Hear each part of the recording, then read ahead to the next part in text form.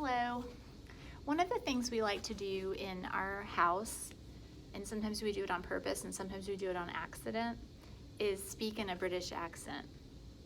It's usually a pretty bad British accent because none of us are actually British, and we really don't even have anyone we know who is British who talks to us. We just randomly speak in a British accent. So I'm going to read you a story called I Am Too Absolutely Small for School with Charlie and Lola in a terrible British accent.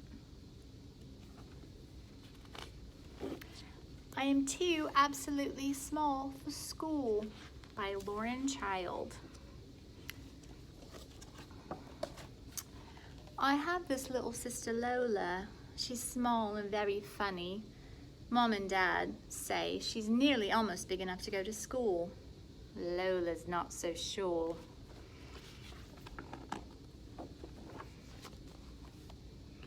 Lola says, I'm absolutely not big. I'm still really quite small. She says, I probably do not have time to go to school. I'm extremely busy doing important things. I told you it's a terrible accent. Okay. I say, at school you will learn numbers and how to count up to 100. Lola says, I do not need to learn up to 100. I already know up to 10, and that's plenty. I have 10 fingers, and I also have 10 toes.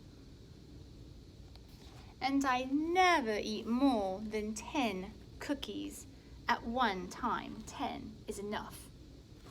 Is it though? Okay. But Lola, I say, what if 11 eager elephants all wanted a treat? How would you count up how many treats that would be? Well, said Lola, I'm not quite sure. 11 eager elephants. That's alliteration when you use the same first letter for several words in a row. I say, and what about learning your letters, Lola? If you know how to write, you can send cards to people you like. Lola says, I like to talk on the telephone. It's more friendly and straight away. But not everyone has a telephone, you know, Lola, I say. Who doesn't, says Lola. Santa Claus, I say. You have to write him a special note and send it to the North Pole and tell the elves your Christmas wish. Otherwise, the elves might get your wish mixed up. I didn't know that, Charlie, said Lola.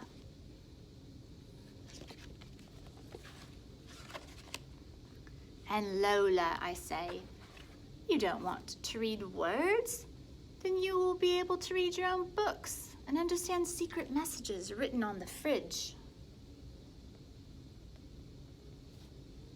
Lola says, I know lots of secrets. I don't need to read words. And I've got my books in my head. If I can't remember, I can just make them up.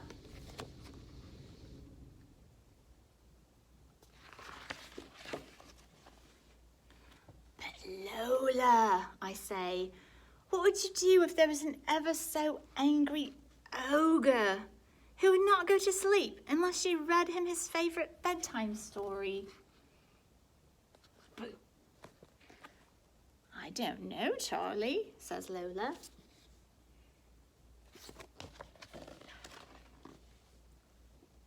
Then Lola says, I would like to read to an ogre and count up elephants and send notes to the North Pole, but I absolutely will not ever wear a school uniform.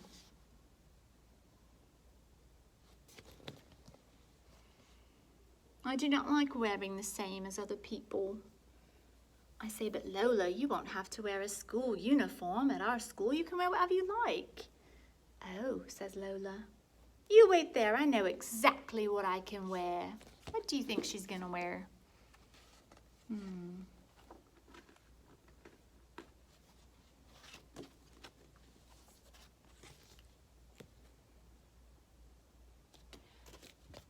Well, Lola, I say, that's certainly stylish, but you cannot go to school dressed as a crocodile.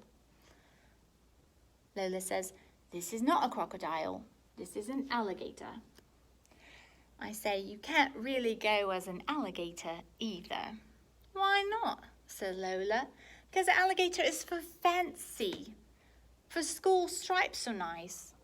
Really? Says Lola.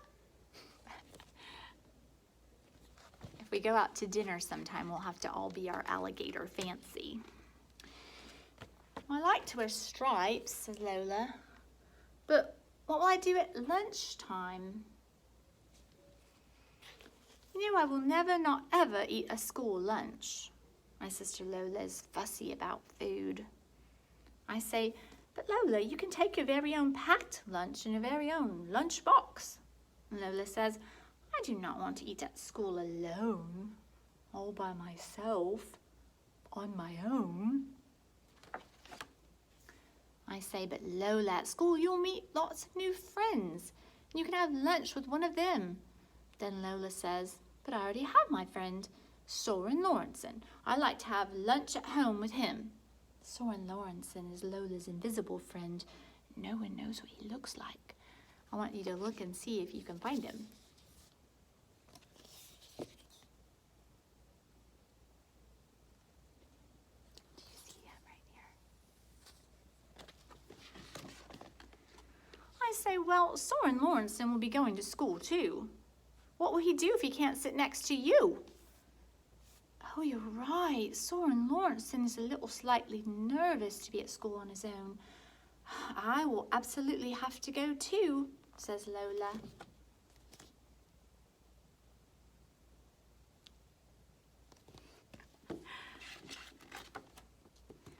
Walking to school, Lola is all wobbly. She says, Soren Lawrenson's feeling slightly not very well.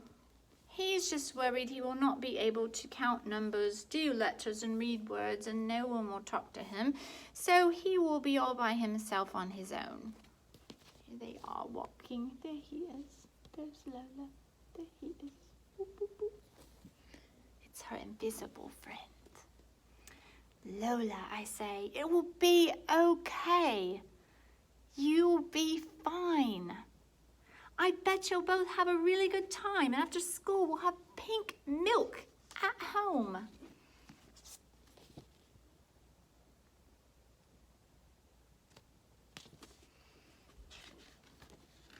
But all day I'm worried. I don't see Lola at recess, and she's nowhere to be found at lunch, and when school gets out she's not by her peg. Their little coat hooks. But then there she is, and she's not all alone by herself. She's hopping along home with somebody else.